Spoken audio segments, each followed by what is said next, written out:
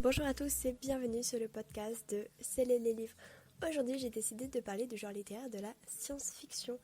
Par définition, la science-fiction est un genre littéraire et artistique qui décrit un futur du monde en extrapolant les données de la science ou de la technologie.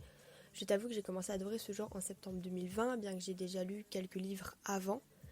Mais vraiment, pendant 6 mois après septembre, j'ai vraiment dévoré pratiquement que ça. C'était assez fou. Mais franchement, c'était devenu un peu comme une sorte de petite passion dans les livres. J'ai pu découvrir des romans plus magnifiques les uns que les autres. Je pense notamment au roman La couleur des nébuleuses, le tome 1 d'une duologie écrite par Amandine Potter et publié désormais chez Explora Éditions. J'ai aussi lu beaucoup de romans de Guy Roger Duvert et je peux vous dire qu'ils sont géniaux. Entre Backup et Eschaton, cet auteur s'est manié ce genre.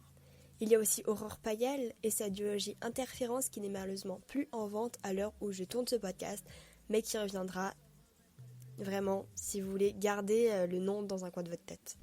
Sinon, avant 2020, j'avais déjà découvert certaines sagas de science-fiction, notamment Chroniques lunaires de Marissa Meyer, une pépite avec toutes les références aux contes qui ont bercé nos enfances. Enfin, pas toutes, parce que vraiment, il y en a des tonnes de contes. Mais je trouve que, ils sont incroyables. Elle parle notamment de Cendrillon, de Blanche-Neige, de la belle-mère de Blanche-Neige, du petit chaperon rouge. Enfin j'aime beaucoup, beaucoup l'univers qu'elle a su créer en mettant les personnages de contes en personnages principaux, de ses romans, en les façonnant un peu à sa façon et en créant tout un univers, qui était totalement différent des contes ou différent de notre réalité. Et c'est vraiment un livre qui m'a marqué et que j'adore. Enfin, une saga du coup. Mais voilà. J'ai aussi lu Phobos, une saga incroyable écrite par Victor Dixon, un auteur qu'évidemment nous ne présentons plus. Je vous avais déjà parlé récemment de Cogito, un autre roman SF de cet auteur dans un épisode du podcast, que je vous invite évidemment à aller écouter si vous êtes curieux. Et évidemment, je vous recommande de lire les titres que je viens de citer si vous voulez découvrir la SF ou si vous aimez déjà, parce que forcément je vous donne que des pépites, que des livres que j'ai aimés, des coups de cœur ou des choses comme ça. Donc si vous avez un peu confiance en ce que je raconte, vous pouvez au moins aller jeter un coup d'œil parce que franchement je les recommande tous. Tous les livres que je parle, je les recommande forcément, c'est obligé.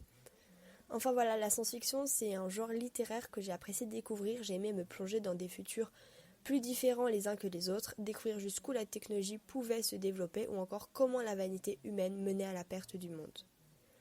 En ce moment, je ne lis plus trop de ce genre, pas que je n'aime plus ou autre, mais c'est parce que je ne trouve plus de romans qui me donnent envie d'être lus.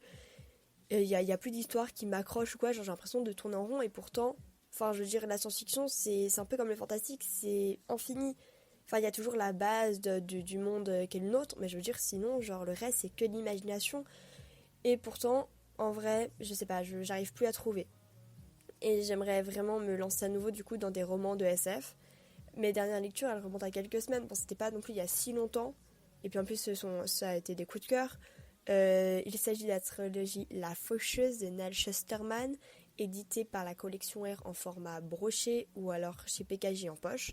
Vraiment un coup de cœur. Et toi, qu'est-ce que tu penses de ce genre ? Quelle est ta dernière lecture de ce genre ou peu importe, franchement, juste pour qu'on blablate un peu et tout. J'attends vos réponses en tout cas pour pouvoir débattre. Et voilà, c'est tout pour moi. La bise.